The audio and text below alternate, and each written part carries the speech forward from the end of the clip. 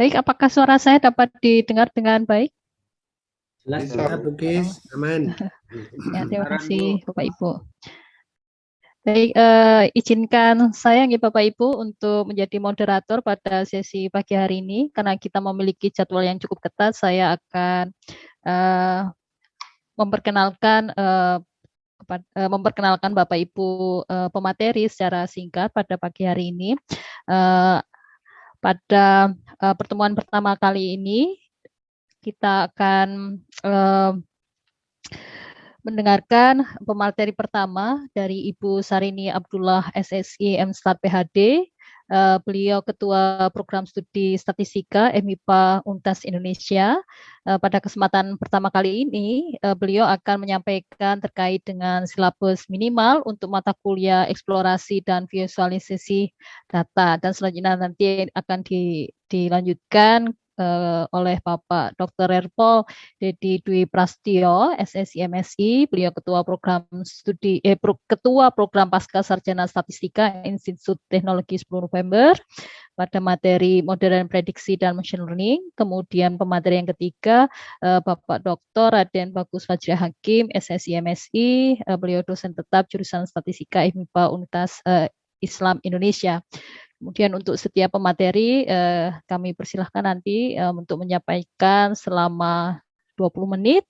Kemudian nanti setelah ketika Bapak Ibu pemateri menyampaikan, kita akan lanjutkan tanya jawab selama 30 menit dan harapannya kita bisa on time gitu nggih Bapak Ibu nggih. Kemudian bisa dilanjut untuk sesi yang berikutnya. Baik, untuk menyingkat waktu kami persilahkan kepada Ibu Sarini Abdullah. Baik, terima kasih Bu Kismiyanti. Saya izin share screen ya Bu. Silakan Ibu. Oke.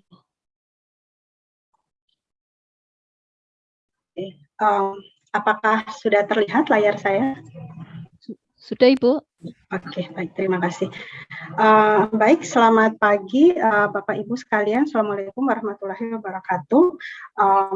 Terima kasih atas kesempatan yang diberikan untuk mempresentasikan hasil diskusi dari tim kecil kami, yaitu tim perumus silabus minimal untuk pengantar sains data, visualisasi dan eksplorasi data. Jadi saya mewakili teman-teman dari tim akan mencoba mempresentasikan hasil ini. Cuma mungkin ini dulu sebelum presentasi hasil. Jadi kami tuh saya rasa termasuk ini yang agak sulit bagi kami untuk merumuskannya. Kenapa? Karena sebenarnya kami ada PSD, kami berpikir bahwa pengantar sains data itu adalah satu topik tersendiri, visualisasi dan eksplorasi data itu juga adalah satu topik tersendiri. Tapi mandat dari Forstat waktu itu adalah PSD/visualisasi dan eksplorasi data yang dalam pikiran kami berarti itu adalah sebagai satu kesatuan. Jadi sempat agak susah mencari titik temunya seperti apa kita baiknya merumuskan topik perkuliahan ini. Itu sedikit latar belakang, apalagi dengan kami sendiri di UI, kami ada mata kuliah PSD tersendiri dan juga ada mata kuliah visualisasi dan eksplorasi data. Jadi kesannya ini sebagai dua mata kuliah. Itu beberapa tantangan yang kami hadapi ketika mencoba merumuskan silabus untuk topik ini. Nah, sebelum itu saya akan meng-acknowledge dulu Bapak Arisman Adnan yang telah sabar setiap mendampingi mengawal diskusi kelompok kami, kemudian kepada seluruh anggota tim perumus PSD dan EDA Forstat, terutama tanpa mengurangi rasa hormat kepada anggota yang lainnya. Kami acknowledge Bu Kartika, Bu Kismiyanti, Bu Ana, Bapak Isnanda, Bu Ayundia, Bu Ika, dan teman-teman yang lain yang telah berkontribusi aktif dalam perumusan silabus ini. Nah, jadi ini yang tadi sempat saya katakan agak seperti bottleneck mungkin di awalnya ketika kami coba mulai dengan ide pengantar sains data dan kita mencoba mencari topik-topik apa yang mesti dimasukkan dalam kalau sudut pandangnya pengantar sains data. Nah, dari masukan teman-teman itu akhirnya, oh kalau topik ini beririsan dengan kita ada kuliah namanya analisis regresi, oh ini beririsan dengan kuliah visualisasi, oh topik ini beririsan dengan kuliah analisis data eksplorasi, oh ini ada di data mining, oh ini ada di metode statistik kalau di tempat kami, atau ada di statistika dasar. Jadi akhirnya seperti memang agak gamang posisi pengantar sains data ini, apa yang harus dicakup oleh dia supaya tidak banyak beririsan dengan mata kuliah lain yang statusnya ibaratnya sudah stabil dalam kurikulum statistik. Ya, jadi dari hasil ini akhirnya kami menyepakati sudahlah kita fokus saja di apa yang tadi dari judulnya ini PSD/visualisasi dan eksplorasi, kita interpretasikan itu kita fokusnya ke visualisasi dan eksplorasi data. Jadi dengan kesepakatan seperti itu, jadi kami akhirnya menyepakati seperti inilah rancangan yang kami usulkan untuk silabus minimal dari mata kuliah atau topik eksplorasi dan visualisasi data. Jadi kami menawarkan jumlah SKS-nya itu 3 dengan ditawarkan di semester 2 atau mungkin semester 3 dengan perangkat lunak yang direkomendasikan, dan ini opsional, itu R, Excel, Tableau maupun Python, dan ini beberapa referensi yang dapat digunakan. Nah, sebelum merumuskan silabusnya seperti apa, tentu kita harus punya target, kompetensi apa yang akan dicapai dari topik tersebut. Jadi di sini kita punya 4, ini kelewat. Jadi kita punya insya Allah nanti kami dari grup kelas 4 akan mengadakan kunjungan ke museum, tempat wisata. Oke, jadi kami punya ada 4 kompetensi yang diharapkan dari EDA dan visualisasi ini, yaitu mampu memahami dan menjelaskan penggunaan konsep dari evaluasi, eksplorasi dan visualisasi data, sesudah bisa memahami dan menjelaskan tentunya habis itu konsepnya, sesudah memahami dan bisa menjelaskan konsepnya, akhirnya lanjut ke prosedur dari eksplorasi dan visualisasi data. Nah, sesudah bisa menjelaskan prosedurnya, tentunya akhirnya mulai kita beralih ke studi kasus atau ke contoh permasalahan. Permasalahan seperti apa sih yang kita bisa solve dengan prosedur yang dipelajari di eksplorasi dan visualisasi data. Jadi mampu mengidentifikasi, memformulasi, dan menyelesaikan masalah statistika dengan teknik-teknik yang dipelajari di topik ini. Dan yang terakhir sebagai outcome utamanya mungkin adalah mampu menggunakan teknik tersebut dalam bidang mampu menggunakan teknik komputasi yang diperlukan untuk menyelesaikan permasalahan dalam bidang teknik eksplorasi dan visualisasi data. Nah, dari 4 kompetensi ini akhirnya kami mencoba menjabarkan kalau seperti itu skill apa saja yang perlu diperoleh dari mata kuliah ini, dan itu akhirnya langsung kami jabarkan supaya memudahkan dalam pertemuan-pertemuan per minggu, dengan asumsi bahwa kita ada aktivitas perkuliahan standarnya adalah 14 minggu di luar evaluasi UTS maupun UAS. Jadi seperti inilah rancangan yang kami sepakati untuk mata kuliah ini. Jadi yang jelas pertama ini mungkin standar ya, mungkin akan beririsan di berbagai mata kuliah lain, tapi jelas kita mengenalkan tipe dan struktur data, dan kalaupun misalkan mungkin di metode statistik kita hanya belajar struktur tipe data, misalkan hanya nominal, ordinal, interval, rasio, di sini kita lebih tinggi dari itu. Jadi kita ada data terstruktur dulu yang kalau kita statistik ya bentuk matriks lah ya. Tetapi kita juga mengenalkan data yang tidak terstruktur seperti mungkin teks, graf dan sebagainya, pengenalan. Nah, kemudian baru di dalam data terstruktur itu barulah pecah lagi sampai yang mungkin di tahap statistika dasar mahasiswa kenal itu yang tadi nominal ordinal itu, nominal ordinal interval dan rasio. Jadi itu bagian kecil dari apa yang kita mau kenalkan di pendahuluan yang ditawarkan di minggu pertama. Nah, kemudian sesudah mengenal, dan di sini juga mungkin kita harusnya menjelaskan, oke, kenapa kita perlu menjelaskan ini, karena nanti konsekuensinya adalah dengan pemilihan teknik yang akan digunakan dalam proses eksplorasi dan visualisasi. Kemudian lanjut dengan di minggu kedua itu adalah kita memberikan topik eksplorasi, konfirmasi, dan bagaimana posisi dari masing-masing teknik tersebut dalam analisis data. Gitu ya. Jadi apa sih pengertian eksplorasi, apa sih bedanya dengan konfirmatori, bagaimana permasalahan seperti apa yang masuk ke dalam eksploratori, seperti apa yang masuk dalam konfirmatori, dan sebagainya. Ini ada penjelasannya, kami tuliskan di sini. Nah, sesudah bisa membedakan antara eksploratori dan konfirmatori, kemudian bagaimana posisi dari dua approach utama ini dalam mungkin big picture-nya dalam kita proses pengolahan data, kemudian kita fokus ke apa yang menjadi inti dari mata kuliah ini, yaitu pertama adalah sebenarnya intinya dua, visualisasi, kemudian eksplorasi. Walaupun mungkin di beberapa sumber ada yang menyatakan bahwa visualisasi adalah bagian dari eksplorasi, tetapi di sini kita nyatakan saja kita punya dua topik utama, yaitu visualisasi dan eksplorasi. Nah, untuk visualisasi itu kami mengusulkan ini cukup banyak alokasi waktu untuk membahas itu, yaitu sekitar 4 minggu, itu mengenal tipe-tipe grafik. Jadi dengan pembagiannya seperti ini, bagaimana pembuatan grafik kontinu, kategori, tidak sekedar pembuatannya, tapi ya maksudnya kasus seperti apa dan sebagainya, plus minusnya dari masing-masing grafik ini semua dibahas tuntas di sini. Nah, khusus di minggu ke-6 ini sebenarnya seperti kita mencoba mengikuti perkembangan zaman. Jadi sebenarnya kita yang 1-3 mungkin ini sudah biasa, tentunya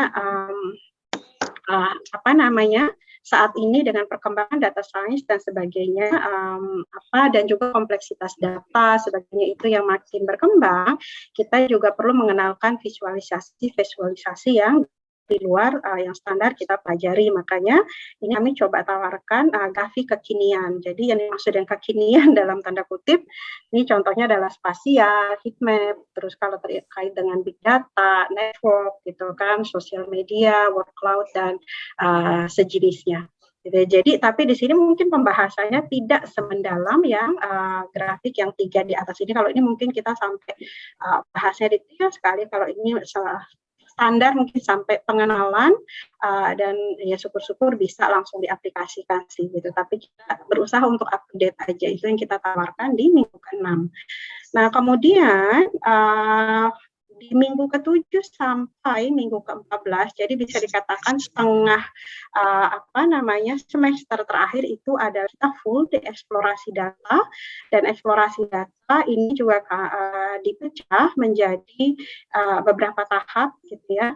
Jadi bagaimana melakukan pre-processing data, mulai dari data wrangling, cleaning, identifikasi, dan sebagainya, itu sebenarnya adalah suatu proses yang sangat penting, tapi rasanya mungkin tidak terlalu diakomodir di di mata kuliah lain, ya maksudnya pemodelan atau metode statistika yang lain. Biasanya kan kita langsung asumsikan datanya sudah bersih. Nah, di sini mestinya kita mendedikasikan waktu untuk membahas mengenai proses-proses ini. Jadi, pre-processing data kami desain untuk 2 minggu, kemudian transformasi data.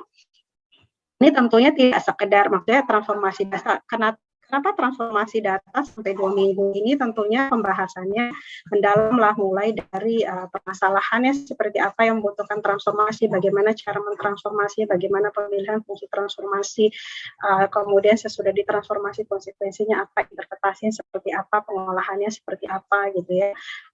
Itu nanti diserahkan, mungkin pengembangannya dikembalikan ke masing-masing universitas, tapi jelas kita paling tidak ada membahas mengenai dasar dari transformasi data.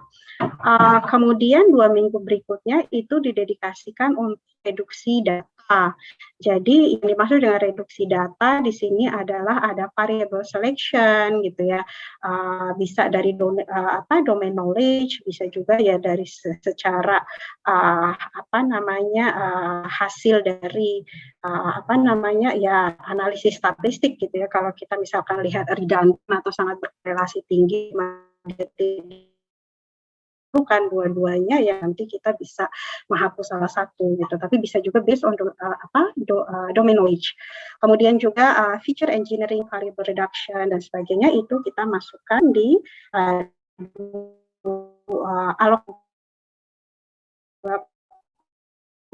minggu pertemuan. Dan yang penting terus dan outlier. Jadi menurut tim kami, ini yang kami coba tawarkan menjadi silabus minimum dari mata kuliah ini, yang kenapa kami batasi topiknya sampai hanya seperti ini, mungkin hanya dalam tanda kutip, karena pertama jelas ini silabus minimum, dan kedua adalah pertimbangannya ini ditawarkan di semester 2 atau semester 3, jadi masih awal. Nah, sebenarnya itu yang kami dapatkan, cuma kemudian sesudah itu kami coba membandingkan, yang kami dapatkan ini kira-kira bagaimana posisinya gitu ya dengan apa yang berada di luar sana. Jadi ini sebenarnya tambahan, jadi ini melihat dengan membandingkan dengan apa yang ada di berbagai universitas di luar negeri yang memiliki program ini adalah S1 statistik atau data science. Seperti apa sih mereka merancang data visualisasi atau pengantar sains data di mata kuliah tersebut.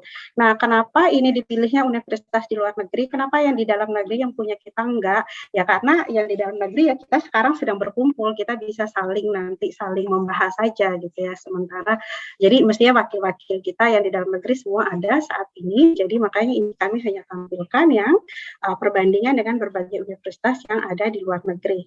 Nah, ternyata kebanyakan sebenarnya yang kami lihat isinya itu tidak jauh berbeda dengan rancangan kita yang ada di sini, ya tidak jauh berbeda. Kemudian juga kita mencoba menilai rekomendasi kita atas software ini, dan ini adalah beberapa software yang direkomendasikan oleh universitas-universitas ini untuk mata kuliah mereka yang terkait. Dan ini juga beberapa informasi, tidak semua sih bisa didapatkan, beberapa informasi mengenai jumlah SKS yang mereka alokasikan untuk mata kuliah tersebut, dan memang kebanyakan itu diberikan di awal tahun pertama atau di awal tahun kedua, kecuali ini agak beda ini yang University of British Columbia. Nah, ketika maksudnya mungkin nama bisa saja sama, tapi isinya seperti apa sih gitu ya. Jadi kami juga mencoba melihat seperti apa dalamannya gitu ya. Sekedar sepintas kalau dilihat dari penamaan memang jadi kayak ada dua aliran gitu ya. Ada exploratory, visualisasi, kemudian memang ada juga yang menamakannya introduction to data science, atau kalau kita pengantar. Nah, ternyata isinya tuh nggak jauh beda kok gitu ya. Jadi kalau yang ini yang tidak diisi, artinya tuh sebenarnya ya bisa dikatakan 90% hampir serupa dengan rancangan kita yang ada di sini gitu ya. Nah, yang diberi tambahan ini adalah kelebihan atau mungkin tambahan topik yang mereka punya yang kita tidak masukkan di rancangan sini. Tapi kalau menurut saya tidak masalah karena memang rancangan kita adalah rancangan minimal. Jadi tidak masalah kalau misalkan di sini mereka ada case studies gitu kan. Di sini kita tidak masukkan case studies. Tapi karena minimal mungkin ya kita tinggal memvariasikan sendiri di masing-masing perguruan tinggi tempat kita mengaji. Ada project, ada yang pakai high dimensional, terus ini bahkan ada beberapa saya juga agak bingung kok exploratory dia masukkan interval estimates, tapi mungkin agak pengenalan sedikit. Gitu ya. Jadi apapun namanya, kalau secara umum saya lihat dia mau namakan dengan introduction to data science ataupun visualisasi dan EDA, even di dalam introduction to data science itu selalu ada yang masalah visualisasi dan EDA, kali ada tambahan-tambahan sedikit seperti ini. Dan kalaupun misalkan dilihat tambahannya, misalkan ini dia tuh masuk segala macam kayak regresi, klasifikasi, cluster, tapi itu hanya dalam satu poin. Yang berarti kami mencoba memahaminya itu adalah hanya pengenalan bahwa nanti kalau belajar statistik lebih lanjut ada model-model ini, karena rasanya segala macam itu kalau cuma dalam satu pertemuan nggak mungkin. Itu sih yang kami coba pahami dari rancangan silabus yang kita coba survei di 23. Sebenarnya ada banyak, cuma yang datanya dapat ya seperti ini. Ini yang tidak ada datanya, bahkan mereka tidak ada mata kuliah yang terkait dengan yang kita coba cari terkait dengan introduction to data science, visualization atau exploratory gitu. Dan ini sebenarnya linknya kalau Bapak Ibu mau mencoba mempelajari lebih lanjut. Nah, kesimpulannya yang kami dapatkan adalah bahwa apa yang kita dapatkan di sini, tadi saya agak sebenarnya pas pertama lihat presentasinya Pak Ketua ya, Pak Yudi, itu yang pertama adalah pengantar data science. Aduh, kita lupakan pengantar data science, kita kasih nama aja lah eksplorasi dan visualisasi data gitu. Cuma kalau dari hasil survei ini, sebenarnya ya udah terserah lah mau dinamakan pengantar data science atau eksplorasi dan visualisasi data, isinya itu dalamannya sebenarnya itu sama gitu ya, tinggal variasi tambahan dikit-dikitnya itu mungkin kekhasan dari masing-masing universitas. Nah, saya rasa cukup sekian presentasi dari kelompok kami. Saya ucapkan terima kasih atas perhatian Bapak Ibu sekalian. Saya akhiri. Wassalamualaikum warahmatullahi wabarakatuh. Waalaikumsalam warahmatullahi wabarakatuh. Terima kasih Bu Sarini, ini on time ya. Selanjutnya kami persilahkan Bapak Dr. Rerpol Dedi Dwi Prasetyo. Waktu disilahkan. Terima kasih. Mohon izin share screen nggih. Silakan Pak. Nggih. Bismillahirrahmanirrahim. Assalamualaikum warahmatullahi wabarakatuh. Selamat pagi menjelang siang Bapak Ibu semuanya. Yang pertama saya sampaikan mungkin ini dulu ada beberapa kendala di dalam prosesnya, sehingga memang yang saya sampaikan ini kami komunikasikan ke Pak Arisman. Hanya nanti misalkan yang saya sampaikan ini itu memang masih perlu pendiskusian atau ada hal yang lebih detail, mungkin saya kira Pak Arisman akan memfasilitasi untuk melakukan itu gitu ya. Nah, di sini saya menuliskan portfolio karena di dalam portfolio itu ada silabus ya. Yang kita bahas hari ini adalah silabus, di mana portfolio ini lebih lengkap begitu ya. Maka di sini saya akan juga menyampaikan RPS, rencana pembelajaran semester yang dari minggu ke minggu. Dan izinkan saya juga menuliskan terjemahannya dalam bahasa Indonesia ya, prediksi modern dan mesin pembelajaran. Atau modern prediction and machine learning, sehingga misalkan nanti disetujui itu kan ada versi bahasa Indonesia dan bahasa Inggris, dan mungkin mata kuliah yang lain juga dibuat sama versi bahasa Indonesia bahasa Inggris, sehingga kalau diadopsi ke kampus-kampus, di transkrip mahasiswa kita antar perguruan tinggi itu ada konsistensi dalam hal transliterasi. Mungkin kalau itu disetujui tentu akan lebih baik begitu. Oke, ini saya menggunakan template yang kami punya begitu ya, nanti bisa diedit sendiri di tiap-tiap prodi. Jadi ya ini adalah template untuk lembar pengesahan, kemudian di sini ada silabus. Di sini ini dimasukkan di semester 7 3 SKS karena memerlukan prasyarat harus sudah mendapatkan analisis regresi, analisis deret waktu, dan analisis multivariate. Nah, mungkin nanti bisa dibahas. Kalau di kami memang mata kuliah deret waktu dan multivariate di semester 6. Kemudian di semester 7 bisa mendapatkan mata kuliah ini dan bisa untuk bekal tugas akhir di semester 8. Jadi mata kuliah ini membekali mahasiswa untuk mengetahui metode dan algoritma yang berkembang terkini yang digunakan untuk membuat komputer dapat melakukan pembelajaran dan berperilaku cerdas. Nah, di sini membahas teori dan praktek, yaitu tentang metode dan algoritma, mencakup metodenya sebenarnya ini unsupervised learning dan supervised learning. Jadi yang unsupervised ini nanti akan masuk clustering, pengelompokan di sana, dan yang supervised learning akan mengarah ke regresi, klasifikasi, dan peramalan deret waktu. Yang prediksi untuk regresi dan klasifikasi, kan dasar-dasarnya sudah dapat di analisis regresi, klasifikasi juga sudah dapat di analisis data kategori, termasuk di multivariate, ya analisis diskriminan, dan untuk analisis deret waktu ada di mata kuliah tersendiri. Hanya di mata kuliah ini itu ada yang pendekatan klasikal, berarti yang memang sudah didapatkan di mata kuliah lain, dan pendekatan yang machine learning yang non parametrik, yang modern orang menyebutnya ya, yang terkini. Nah, tentu kita nanti merujuk ke CPL, ini saya beri contoh saja. Kalau di kita kan CPL-nya ada 9, nah ini mencakup 4 CPL. Nah, di Forsat juga sudah dibahas CPL untuk S1, S2, dan seterusnya. Hanya memang secara redaksi kan mungkin nggak sama persis seperti di Forsat, karena di masing-masing departemen dan prodi dibahas kembali, tetapi esensinya sama, tetapi secara redaksi mungkin ada variasi begitu ya. Maka ini saya beri warna merah karena nanti tiap prodi di kampus yang lain tentu akan disesuaikan dengan CPL di masing-masing prodi gitu. Tetapi esensinya mestinya sama. Nah, kemudian kita masuk ke capaian pembelajaran mata kuliah.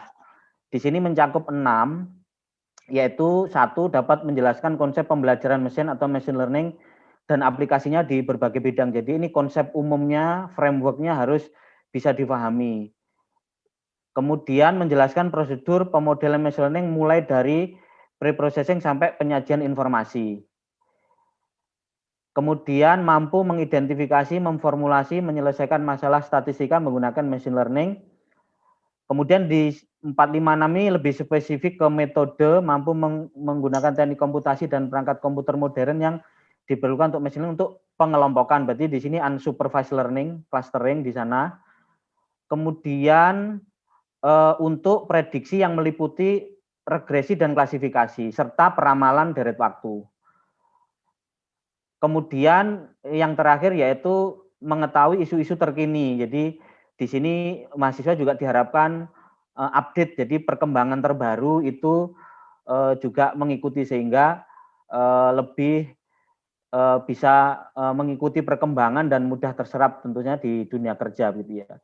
Sehingga nanti pokok bahasannya adalah yang pertama tentu konsep dasar. Jadi di sana akan mengenal supervised learning, unsupervised learning itu konsep dasarnya bagaimana.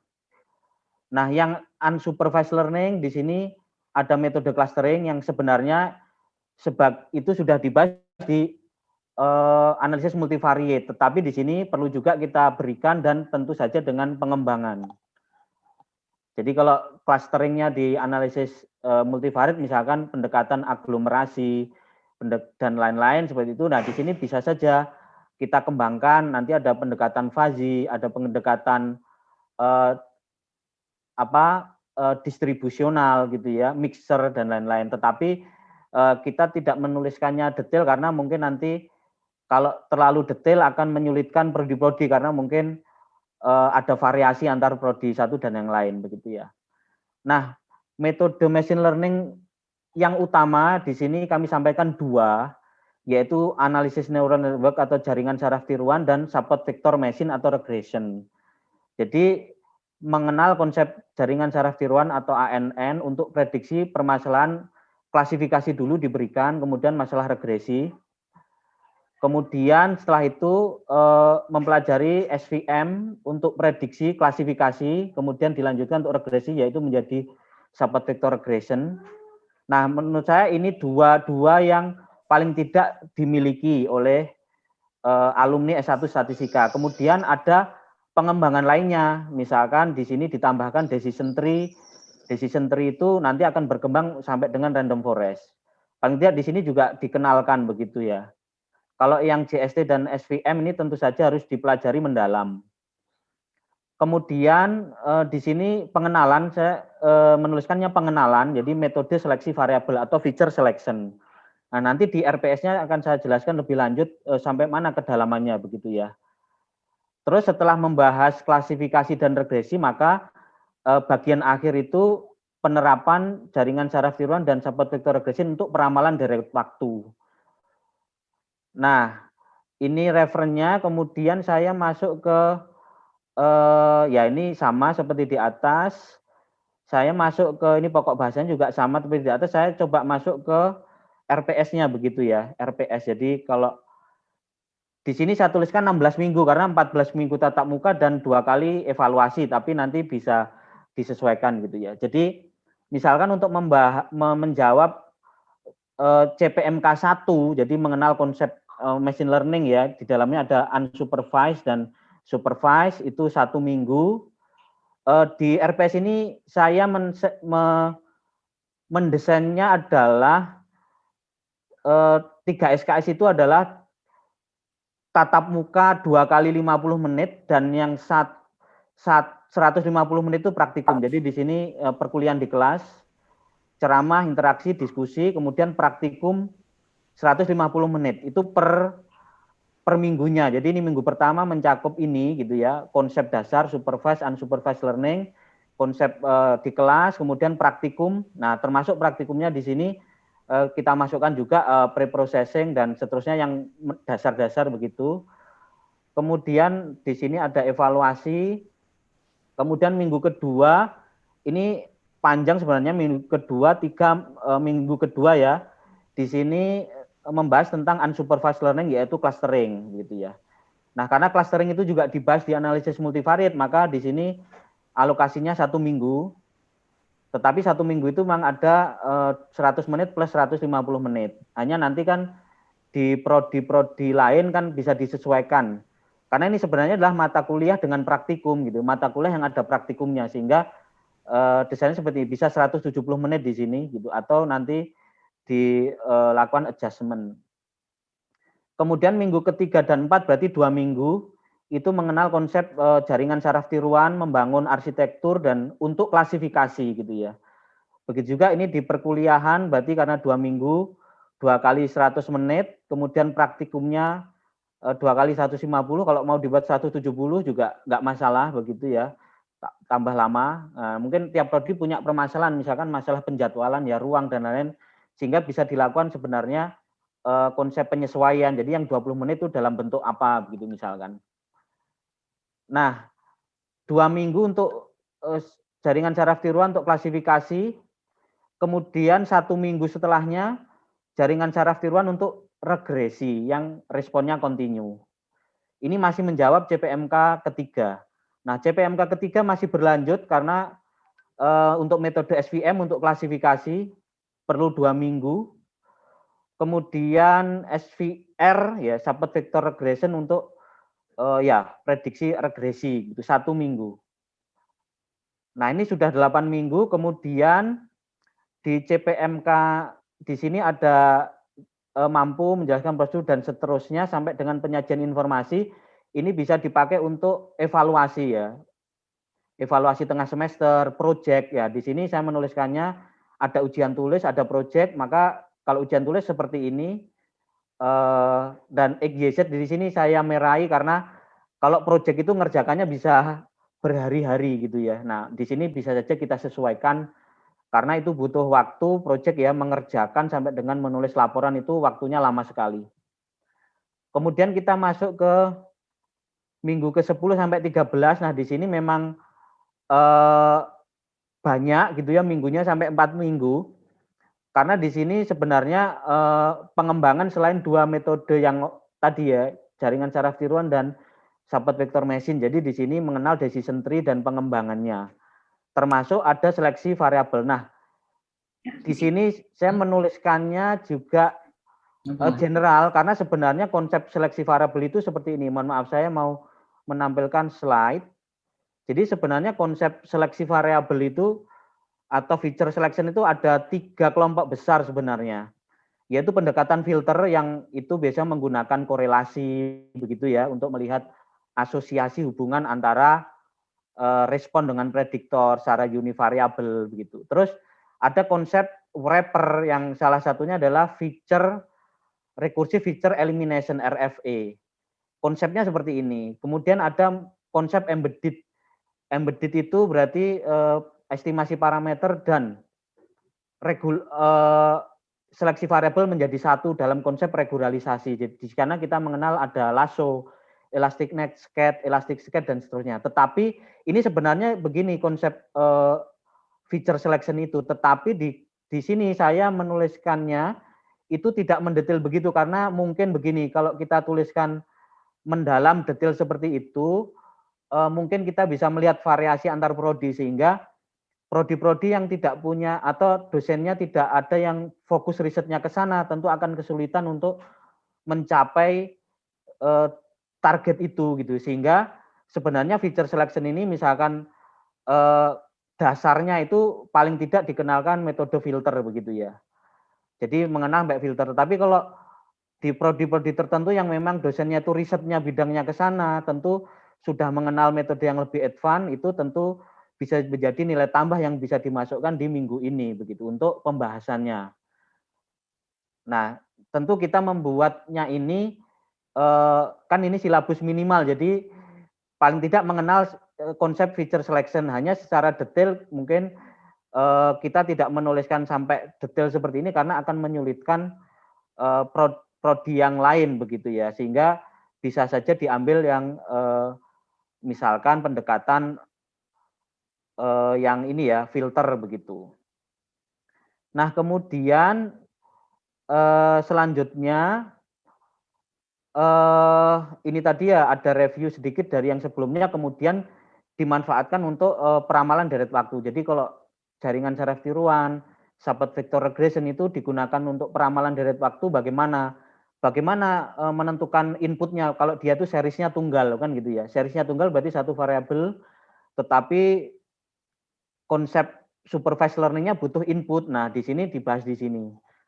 Tentu saja nanti akan dibandingkan dengan metode konvensional atau klasikal gitu ya.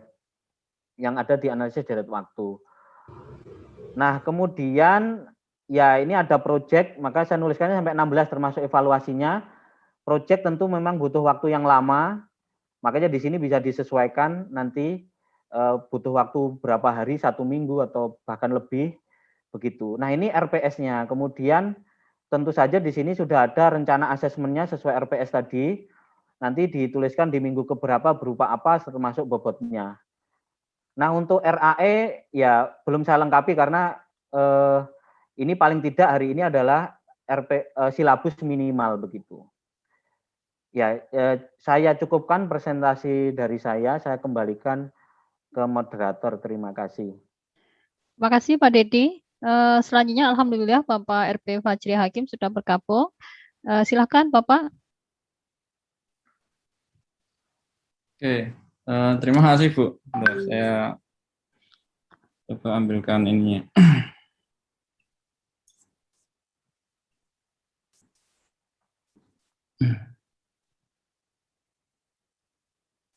Izin share screen ya. Monggo Bapak.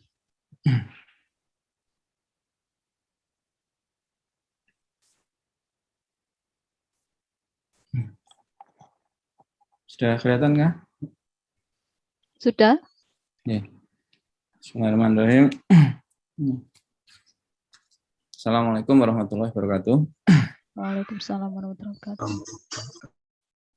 Alhamdulillahirrahmanirrahim. Allahumma sholli wa sallim wa barik ala Muhammad wa ala alihi wa ba'du. Alhamdulillah. Selamat pagi semuanya. Ini kami membawakan notulensi ya dari pembahasan silabus basis data dan penulisan data. Ini pertama memang hasil diskusi di grup kami ya, ini adalah kemudian disepakati untuk setiap prodi yang sudah ada basis datanya kemudian kita gabungkan dulu ya yang sudah mengajar. Sehingga dari Bapak Ibu teman-teman di ITS, di Unpad, ya, di UNY, di ITK, Unisba dan seterusnya, kemudian sudah mengirimkan, ya, kemudian saya usahakan untuk dirangkum, saya usahakan untuk rangkum ya semuanya ini, kemudian disesuaikan. Di sini ada nama mata kuliah kurikulumnya, intinya, kemudian ada tambahannya, ada pengayaan dan ada software yang dipakai. Nah, hasil diskusi ini kemudian ya ini alhamdulillah saat itu ya masih ada Pak Hartono ya, Pak Hartono yang ikut serta. Beliau juga memberikan wawasan ya terkait dengan database dan penggunaannya di banyak perusahaan gitu. Nah, saat ini ya pesertanya alhamdulillah banyak semua, yang hadir juga banyak sekali. Ini total pesertanya kemarin ini ya dari ITK, kemudian hampir semua prodi yang tergabung di grup ini hadir semua saat itu ya. Nah, kemudian hasil dari rangkuman itu kami berikan kepada dua praktisi ya. Dua praktisi itu yang pertama adalah Mas Septianusa ya. Beliau menjabat sebagai senior business intelligence di Gojek ya.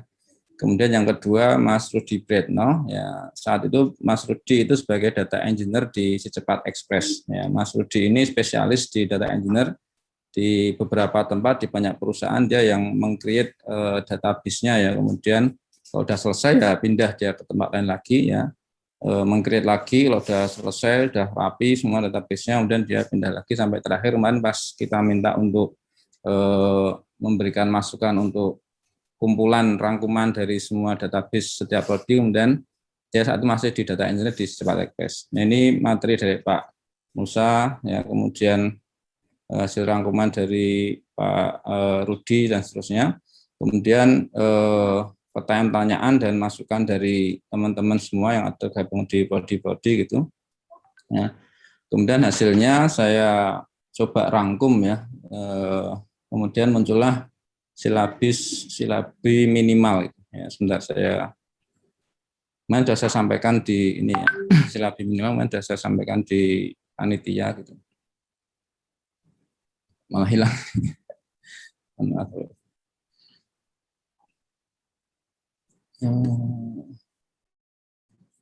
Saya mau matiin dulu. Sebentar, kok hilang ya.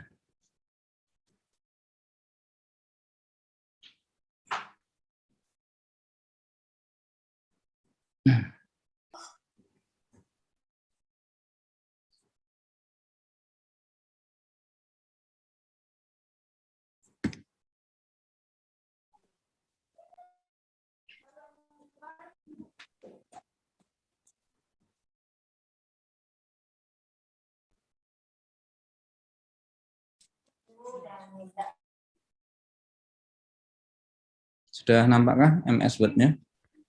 Sudah, Bapak. Ya. Jadi ini hasil rangkumannya ya, capaian pembelajaran lulusannya untuk basis data itu sesuai yang ada di Forstat ya. Ini ada 2 saja ya, karena beberapa saran dari ketika kita mengikuti penyusunan kurikulum ya, ini sebaiknya sedikit, jangan terlalu banyak juga. Nah, dipilih jadi 2 ini, KK1 sama PP2. Ini masih pakai yang Forstat. Sekarang mungkin sudah ganti ini ya. Karena yang di Forstat masih terakhir itu masih ini. Yaitu KK1 mampu menyusun dan atau memilih rancangan pengumpulan bangkitan data yang efisien dan merupakannya dalam bentuk survei, percobaan dan simulasi. Jadi kenapa dimasukkan di sini? Karena basis data ini merupakan kompetensi untuk pengumpulan data. Jadi salah satu kompetensi yang penting bagi seorang statistikawan gitu ya, bahwa dia harus bisa ya merancang untuk pengumpulan data. Kemudian yang PP2 ya, ini menguasai minimal 2 perangkat lunak statistika ya, termasuk perangkat lunak berbasis open source ya. Ini harapannya nanti kita menggunakan open source saja untuk meng-create atau membangun basis data ini. Nah, kemudian capaian pelajaran mata kuliah ya. Ini setelah kita rangkum yang paling tidak ketika nanti mahasiswa itu selesai mengambil mata kuliah ini, maka dia harus paling tidak punya ini. Nanti mungkin kalau masing-masing prodi bisa menyesuaikan. Ini yang pertama mampu memahami konsep basis data, kemudian mampu memahami komponen yang berada di dalam basis data atau entitas-entitas ya dalam basis data itu. Ya. Kemudian juga konsep pendekatan kasus dengan perancangan terstruktur basis data dengan alat bantu data flow diagram. Ini saran dari Pak Nusa sama Pak Rudi kemarin ya. Jadi bagaimana mahasiswa itu tahu persis data itu mengalir masuk dari mana, kemudian berakhirnya di tabel-tabel mana. Sehingga ini harus tahu ya. Mahasiswa harus tahu, punya kompetensi bahwa dia kemudian alur datanya kemana itu harus tahu. Kemudian memahami konsep tentang model data relasional ya.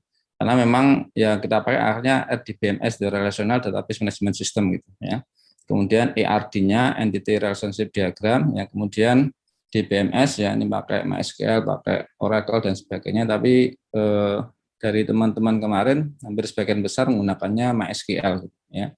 Kemudian juga punya konsep untuk normalisasi data ya, agar tidak jadi redundant ya. Kemudian nah ini yang paling penting dari kedua pembicara itu adalah mahasiswa harus menguasai penuh bahasa SQL ya, karena sebenarnya intinya di sini.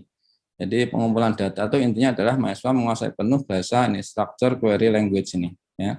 Kemudian yang terakhir ini adalah bisa transfer ya data dari ya, karena bahasa SQL itu jarang yang ada kemudian analitiknya di sana. Jadi dia hanya menyusun database-nya.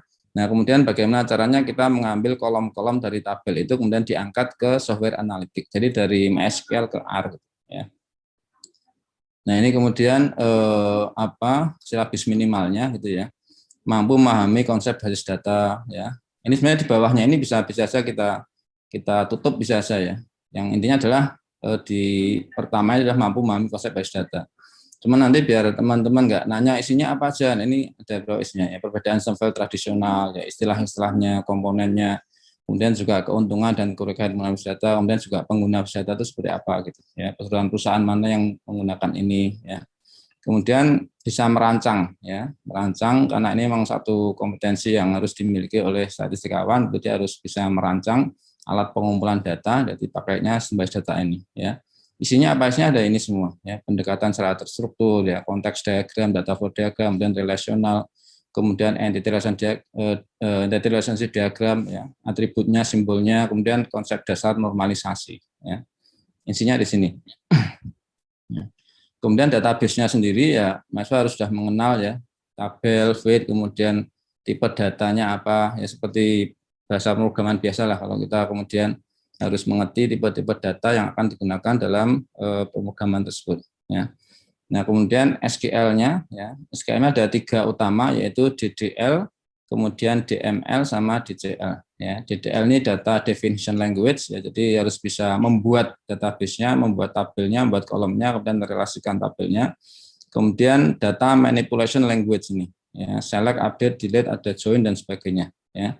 Kemudian data control language ya, grant, revoke ya, kemudian bisa memberikan akses atau admin bisa kemudian mempunyai wewenang ya, siapa sih yang mau dikasih akses untuk masuk ke dalam database ini. Nah, kemudian kemampuan lainnya adalah dia harus bisa mengelola tabelnya ya, biasa nambah data, nampilin data ya, kemudian data relasi, menghapus data, edit data ya. Nah, kemudian nomor 6 ini bisa membangun basis data yang merancang dan membangunnya ya. Proyek kasus sederhana lah, kemudian misalkan membuat database perpustakaan, ya, database jual beli biasa, database koperasi gitu, ya sederhana-sederhana aja. Kemudian yang ketujuh ini ya pengambilan data. Nah ini kita di akhirnya itu harus mahasiswa punya wawasan, punya pemahaman bahwa data dari database ini kita ambil bisa loh gitu, ya bisa kita angkat dari software database ke software analitik gitu, ya. Jadi ini hasil dari pembicaraan kita bahwa paling enggak mahasiswa punya minimal ini ya, silabi minimal ini. Dan insya Allah ini untuk seluruh prodi yang ada di Indonesia ini ya, dari ujung ke ujung insya Allah bisa ini. Mungkin sekian dari kami mewakili dari teman-teman semua. Terima kasih Bu Sarini, kami kembalikan. Terima kasih Bapak Dr. Fajriah Hakim. Selanjutnya kita lanjutkan ke tanya jawab atau tanggapan pada Bapak Ibu, dipersilakan.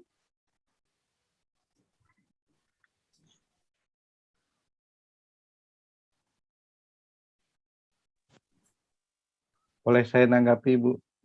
Baik, silakan Prof. Dedi. Ya, karena saya nunggu nggak ada yang bunyi, saya nanggapi boleh ya? Ya, silakan Prof. Biar seru, cuma mancing aja sih ini. Jadi nanti setelah saya pasti lebih rame nanti kan. Tadi saya sebenarnya ngikutin putus nyambung, artinya dengan kegiatan lain juga ini. Tapi saya coba memberikan mungkin masukan sedikit. Mungkin dari yang grup pertama ya, EDA ya. EDA itu kelihatannya menurut saya tipe data penting yang terlewat itu adalah tentang basket data ya. Kayaknya nggak disinggung sama sekali gitu ya. Padahal data modern itu saya kira sangat penting. Apalagi nanti Pak Hakim dan tim di belakang itu kan ngutak-ngatiknya mungkin sudah lebih advance gitu kan. Nah, jadi basket datanya jangan dilewatkan menurut saya sih. Kemudian juga adanya transformasi data itu yang klasik pun saya kira jangan dihilangkan, seperti transformasi normalitas gitu kan, atau transformasi apa yang lain yang biasa kita gunakan, atau termasuk transformasi yang lebih kekinian gitu. Yang biasa kita gunakan untuk kalau sebelum pre-processing data di kelompoknya nanti Pak Mas Dedi gitu kan. Sebelum analisis banyak metode di machine learning, kita juga lakukan normalisasi versi orang machine learning. Nah, itu juga perlu dikenalkan juga mungkin transformasi yang seperti itu. Ya. Kemudian yang grafik saya lihat juga, yang grafik itu yang missing kelihatannya yang modern itu infografik ya. Kok nggak nyampe sana ya? Padahal sudah ada word cloud dan lain-lain, kok nggak ada infografiknya gitu kan? Padahal dewasa ini saya yakin semua informasi yang disajikan itu sudah nggak klasik, tapi biasanya berupa infografik, gabungan berbagai macam informasi dalam satu grafik. Jadi mungkin terlewat aja sepertinya kalau saya lihat sih ya. Ya oke. Mengenai paling tidak kan saya kira disinggung kalau masalah mau dilakukan atau diajarkan how to use it, how to make it, ya itu monggo. Itu mahasiswa sekarang justru lebih pintar gitu dari kita mungkin ya. Ya mereka lebih kenal teknologi sepertinya ya nggak? Oke, itu mungkin untuk yang bagian pertama. Ini saya lengkap, saya buat catatan semua. Termasuk untuk yang Pak Dedi ini saya buat ini. Sesama Dedi harus saling memberikan masukan, ya enggak? Nah, yang saya agak bingung itu kenapa juga sama, clustering sama basket data analisisnya kok nggak disinggung sama sekali oleh Pak Dedi gitu ya. Padahal di machine learning, apalagi teknik clustering itu salah satu yang amat sangat penting gitu. Dan harus masuk di minimum menurut saya. Oke lah kalau basket data analisis mau di skip, tapi kalau clustering di skip sepertinya ada yang kurang garam kayaknya masakannya ya. Oke, jadi apalagi ngomongnya tadi ada yang supervised sama unsupervised. Nah, masa cuma classification aja yang masuk, clusteringnya tidak gitu kan. Nah, usul saya juga karena minimum Pak Dedi mungkin yang advance itu dilewatin aja gitu, overview aja. Jadi yang paling penting adalah yang kita tulis itu yang klasik Pak, yang sudah tercakup di banyak mata kuliah lain gitu, terutama mungkin multivariat gitu kan, yang paling dekat sama runtun waktu atau regresi kan. Kenapa? Karena ya ini semuanya pasti menguasai orang statistik, mau belahan bumi manapun menguasai itu kan. Cuman konteksnya dibuat lebih modern gitu aja kan pesannya ya kan. Kalau masalah teknik yang terbaru memang itu harus specify. Seperti Pak Dedi tadi pemilihan variabel aja, picture selection aja sampai metode yang paling canggih aja sudah dimasukkan ya kalau di ITS. Itu kelengar mahasiswanya saya yakin gitu ya. Ya, tapi kalau memang ada yang mau spesifik ke situ juga nggak masalah. Tapi karena ini namanya kurikulum minimum, saya kira setidaknya yang termasuk di 3 mata kuliah tadi itu kita tuliskan ya. Tapi pesan saya benar-benar clusteringnya jangan ngilang Pak. Ya, kalau basket data analisis monggo sekali lagi. Sudah ada tadi Prof di minggu kedua ada, tadi clustering. Ada 1 minggu. Nanti kalau perlu ditambah. Nah, maksudnya nggak imbang kesan saya gitu ya. Ya, okay. Ya oke. Kemudian yang basis data juga Pak Hakim sudah mantap itu saya kira. Itu kan pertanyaan saya itu apalagi tadi ada yang yang istilahnya itu apa? capaian CPMK apa tadi yang poinnya banyak banget tadi Pak Hakim? CPMK, Bro. CPMK. CPMK, kok kayaknya kesan saya mau jadi data engineer semua ini orang-orang statistik ini ya. Ya nanti Prof Dedi yang milih yang bagus yang mana. Boleh nggak diambil kasihan nanti, karena jujur saja kan nggak semua orang statistik suka yang komputasi Pak. Ada yang memang teoretik, tapi saya kira yang lain, saya kira oke, kecuali pesan saya jangan terlalu data engineer ya Pak ya. Terutama minggu kedua itu saya lihat tadi kok, saya lupa tadi poinnya apa, saya karena belum dikirim ke grup ya. Poin yang nomor 2 di minggu kedua itu mungkin baiknya jangan jadi minimum itu. Saya kira itu tambahan saja Pak. Karena kesan saya terlalu data engineer itu ya. Tapi kalau yang lain-lain memang skill yang penting saya kira. Nah juga software analitiknya jangan ditulis RMySQL nanti cuma Pak Hakim yang bisa ngajar gitu. Saya aja nggak ngerti makanan opo kui gitu kan. Itu lah maksud saya. Jadi jangan dibatasi aja. Kalau mau itu juga mungkin advance saja, jangan minimum Pak. Kok ya saya yakin nanti kalau nggak spesialis kayak Pak Hakim itu berat itu ya. Saya aja nggak dong itu, apa yang Pak Hakim tulis tadi ya nggak. Tapi maksud saya karena ini kurikulum minimum kita harus berhati-hati, make sure everybody dari ujung ke ujung tahu, ya. Apalagi itu nanti kalau diserahkan ke orang komputer, mereka nggak mungkin akan ngasihkan sampai ke data analitiknya Pak. Saya kira biasanya memang fokus di yang database-nya tadi. Tapi skill yang database-nya tadi sudah sangat lengkap, hebat sekali tim ini saya kira ya. Oke, di bawah komando Pak Bos Hakim ya. Oke, saya kira itu ya, mungkin masukan ke saya. Mohon maaf kalau kepanjangan. Terima kasih. Terima kasih, Prof. Terima kasih, Prof Dedi. Ini banyak sekali masukannya ya. Kemudian kalau pertanyaan tadi sudah tidak ada ya, Prof ya. Mayoritas tentang tanggapan. Barangkali nanti bisa kami catat ini panitia. Selanjutnya kami persilahkan Bapak Dr. Bagus Sartono dari IPB. Pak Bagus. Baik, terima kasih. Ya, Bu Gismi, kedengaran ya Bu ya? Terdengar Bapak?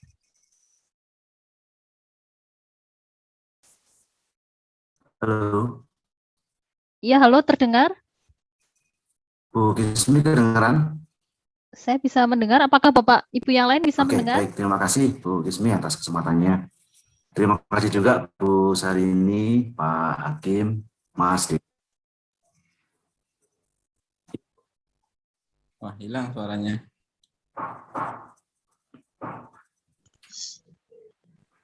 Halo. Ya, Pak Bagus. Halo.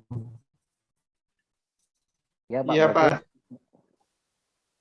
Kedengeran Pak Bagus?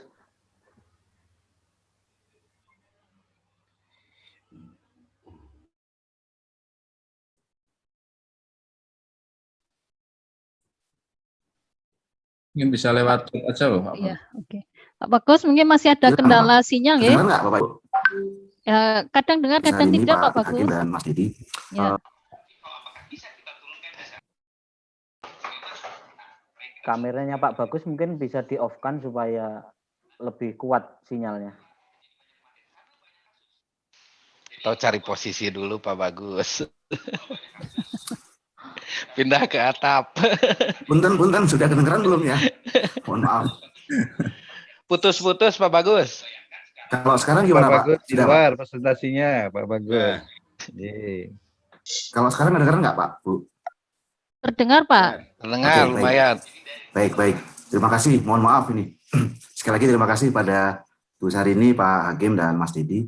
Jadi ada beberapa komentar ini, mohon maaf. Yang pertama, tadi juga sudah saya sampaikan lewat grup ke Pak Yudi. Kalau melihat tadi yang disampaikan, sebetulnya saya khawatir Bapak Ibu sekalian nanti apa yang akan diputuskan Forstat untuk silabus minimal ini akan over-regulating gitu ya. Jadi terlalu mengekang barangkali untuk anggota Forstat. Lebih-lebih kalau misalnya nanti diputuskan nama mata kuliahnya apa gitu ya, kemudian masing-masing per minggu itu apa gitu yang diberikan. Nah ini kesannya barangkali Forstat akan terlalu mengekang anggota sehingga ruang untuk pengembangan di masing-masing perguruan tinggi, program studi anggota Forstat ini jadi tidak luas gitu. Kemudian yang kedua, Bapak Ibu sekalian, saya sebetulnya mengusulkan, termasuk nanti pada saat bicara mengenai analisis dan perancangan survei, itu mengusulkan untuk yang disepakati sebagai silabus minimal itu merupakan bahan kajian saja. Jadi bahan kajian atau pokok bahasan. Jadi dan pokok bahasan atau bahan kajian ini adalah kira-kira yang wajib untuk diberikan kepada mahasiswa. Sementara bagaimana penyampaian bahan kajian itu bisa diatur masing-masing oleh program studi anggota Forstat. Maksud saya adalah begini, pertama, bahan kajian itu bisa saja nanti terdistribusi tidak di satu mata kuliah. Jadi bebas saja anggota Forstat misalnya begini. Misalnya kalau prediksi modern dan machine learning tadi misalnya begitu ya. Saya melihat barangkali misalnya biar saja anggota Forstat ini membuat mata kuliah yang mungkin satu mata kuliah, yang mungkin dua mata kuliah, yang mungkin sebar di beberapa mata kuliah. Jadi misalnya mungkin ada Bapak Ibu yang membuat mata kuliah spesifik. Tadi misalkan ada yang supervised learning sendiri, unsupervised learning sendiri misalnya begitu ya. Jadi atau misal mungkin sebagian dari bahan kajian yang disebutkan oleh Pak Dedi itu diberikan di mata kuliah pengantar sains data yang ada disebutkan oleh Bu Sarini tadi. Sebagian mungkin adanya di mata kuliah yang lain. Jadi misal ini Bapak Ibu, jaringan saraf tiruan dan support vector regression untuk data time series bisa saja diberikannya di time series analysis, tidak di mata kuliah khusus pembelajaran mesin misalnya. Jadi sehingga ada fleksibilitas itu. Tapi yang penting sebetulnya menurut saya adalah kalau mengenai prediksi modern tadi itu kira-kira apa saja yang perlu diberikan dan harus didapatkan oleh mahasiswa, dan mahasiswa itu dapatnya di mata kuliah apa, kemudian alokasi pertemuannya apakah 1 minggu atau misalkan bahan ini perlu 4 minggu di tempat kami misalnya, itu bisa diserahkan ke masing-masing perguruan tinggi. Itu yang kedua. Jadi sebagai informasi begini, Bapak Ibu sekalian, kalau kami di IPB, Bu Sarini tadi terkait materi Bu Sarini misalnya, kami punya 3 mata kuliah Bu Sarini. Jadi kami di IPB itu punya mata kuliah pengantar sains data, 1 mata kuliah. Ada mata kuliah visualisasi data, itu 1 mata kuliah. Ada mata kuliah analisis eksplorasi data. Jadi 1 mata kuliah sendiri. Yang tadi disampaikan Bu Sarini itu kami di IPB itu sekarang di kurikulum yang baru punya 3 mata kuliah. Visualisasi data dan eksplorasi bahkan kami pisah mata kuliahnya. Di mana kalau eksplorasi data itu kami menekankan pada proses eksplorasi yang mendukung analisis data secara umum, sementara di visualisasi penekanannya lebih ke penyajian hasil dan informasi. Jadi seperti tadi yang Pak Dedi sampaikan, infografis kami adanya di visualisasi data, tidak di eksplorasi. Jadi sementara transformasi yang tadi disebutkan Pak Dedi tadi, Pak Dedi UGM ini, mohon maaf Pak Dedi UGM, itu kami letakkan di eksplorasi data. Sementara materi-materi seperti teks analitik itu kita letakkan di pengantar sains data. Jadi ini sebagai gambaran apa yang kita kerjakan di jadi memang usul saya begitu. Usul saya singkatnya sebetulnya kami berharap Forstat tidak terlalu mengekang begitu, tetapi yang penting adalah misalnya kalau eksplorasi data, itu misalnya mahasiswa itu harusnya mendapatkan kompetensi apa saja, visualisasi data itu apa saja. Nah, perkara diberikan di mata kuliah apa, saya pribadi mengusulkan Forstat tidak mengekang ini harus di 1 mata kuliah ini misalkan gitu ya, tapi bebas saja terbuka saja untuk anggota Forstat untuk meletakkan di mata kuliah apa. Itu saja, Gismi. Terima kasih. Mohon maaf kalau terlalu panjang dan mohon maaf koneksinya kurang bagus. Terima kasih Pak Bagus Sabtono atas tanggapannya. Bapak Ibu yang lain kami persilahkan.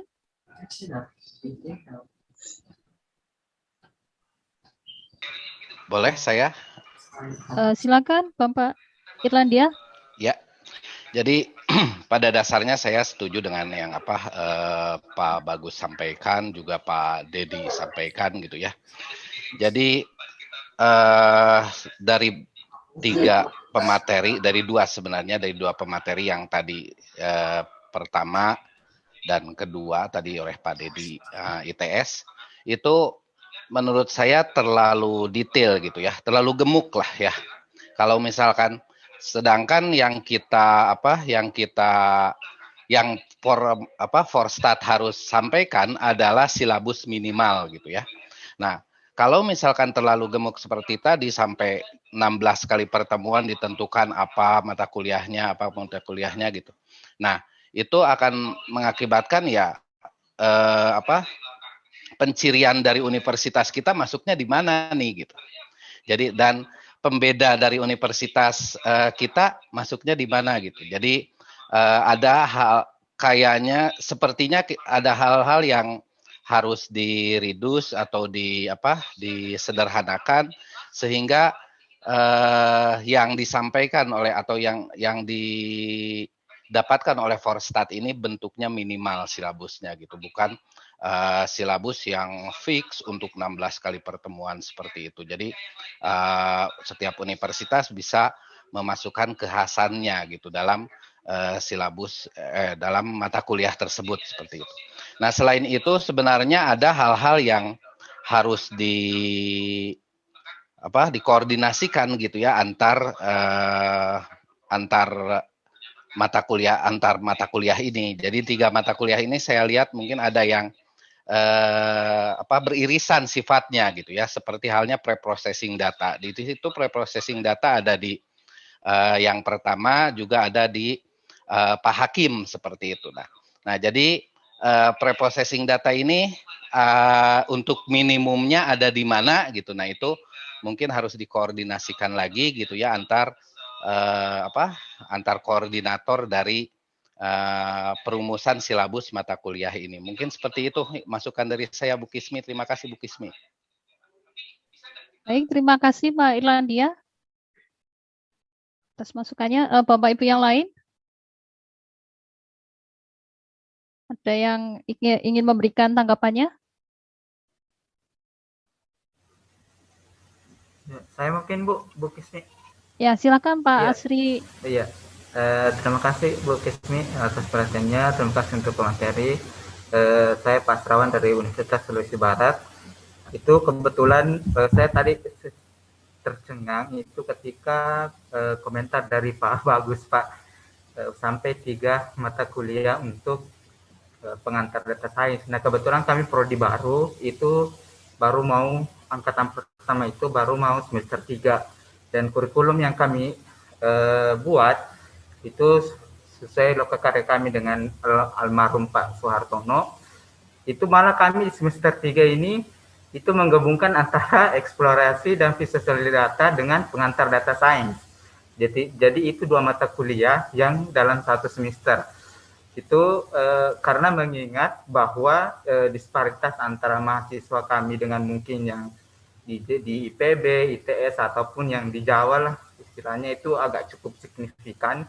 Jadi kita butuh maksudnya memang betul-betul harus dipecah begitu dan itu tadi saya lihat saya dengar komentar di Pak Baus itu kira-kira adakah masukan bagi kami untuk kebetulan kami juga belum mensahkan secara ini kurikulum yang kami buat itu untuk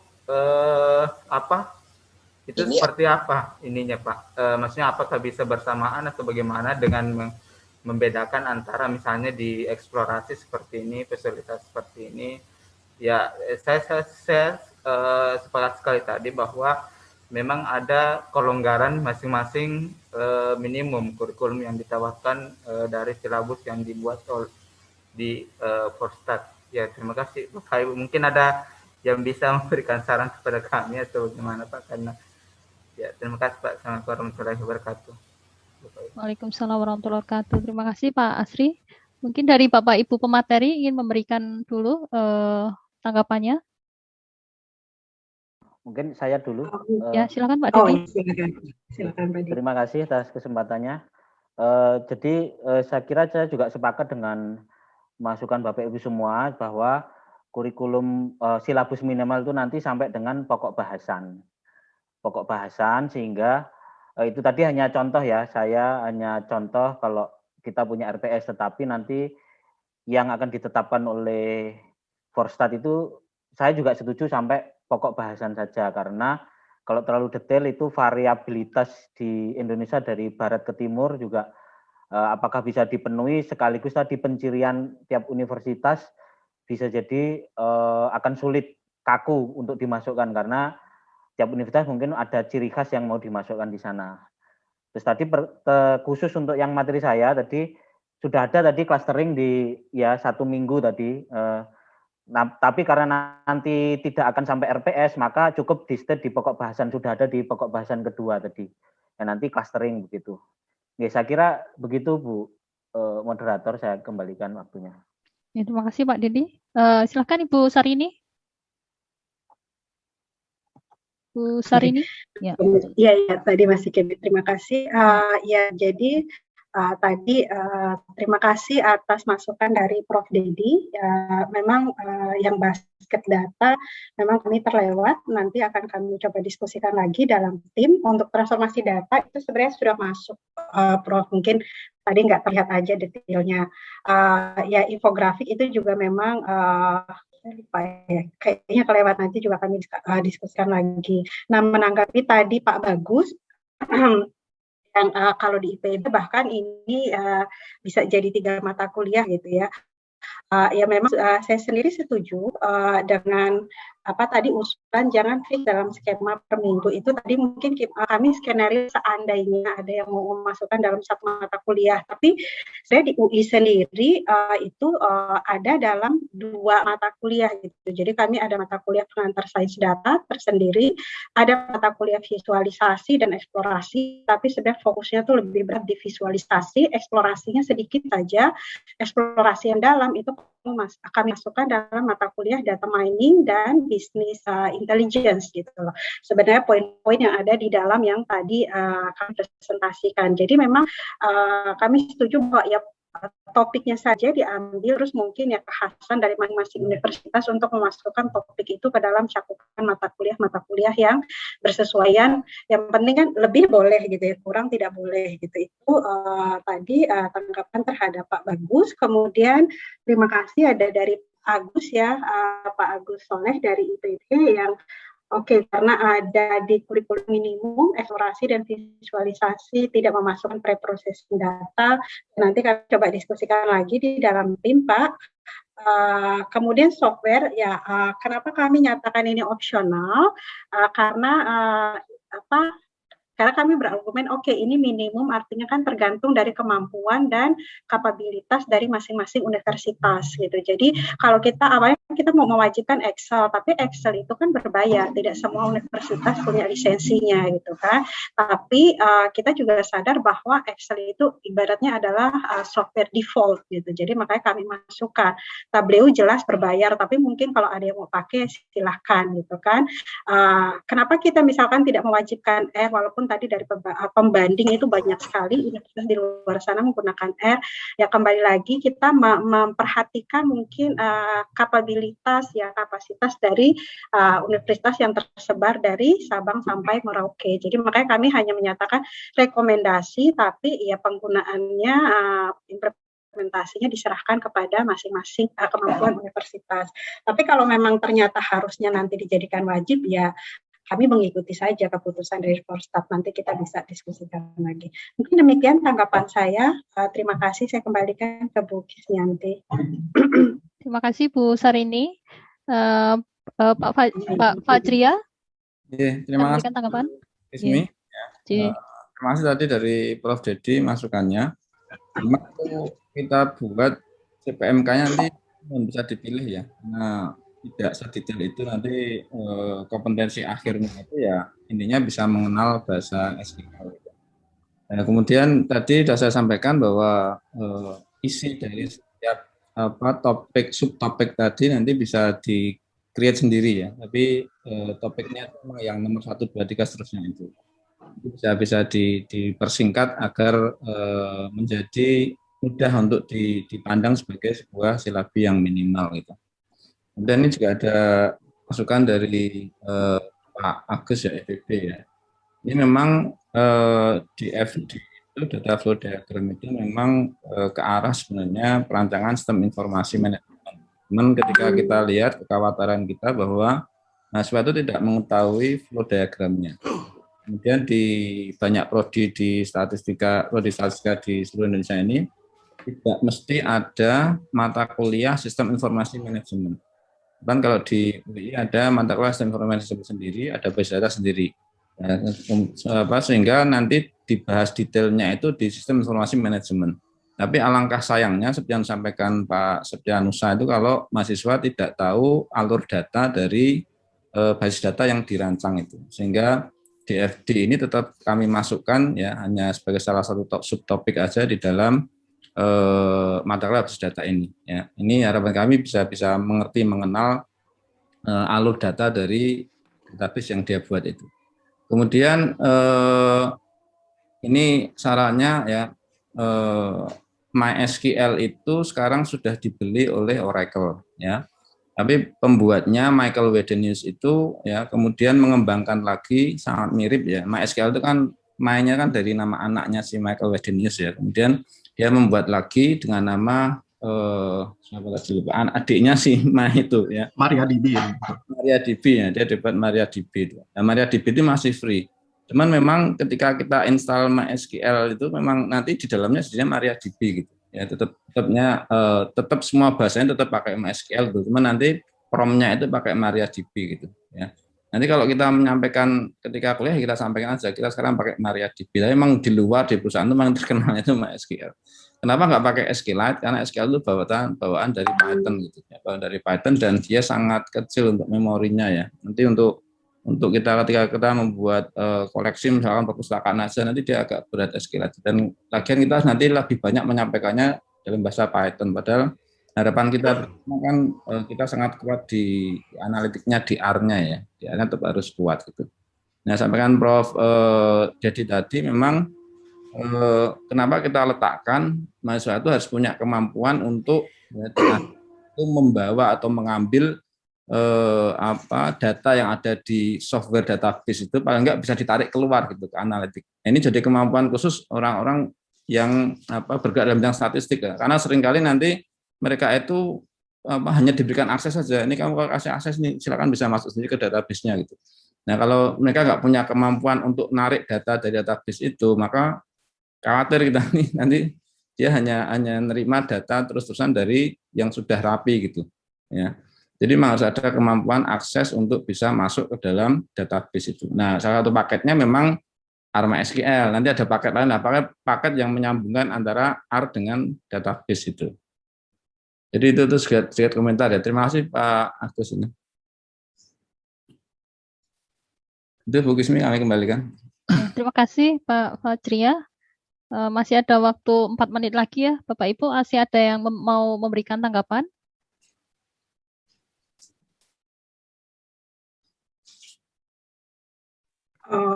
Boleh saya mungkin Bu Kismi?